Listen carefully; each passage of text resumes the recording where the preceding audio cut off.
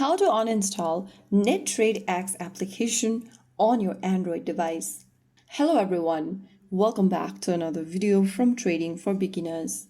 If you are using NetTradeX and want to remove the app from your Android device, then you can uninstall it. So let's get started. Firstly, find the NetTrade application on your app drawer.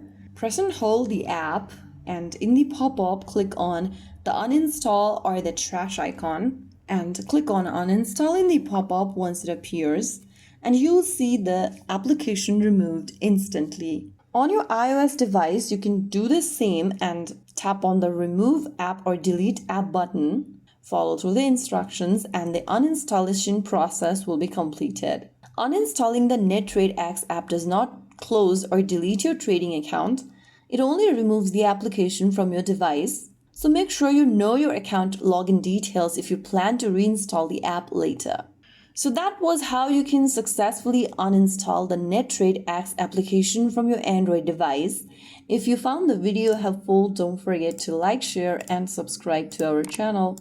I will be back again in the next video. Thank you for watching.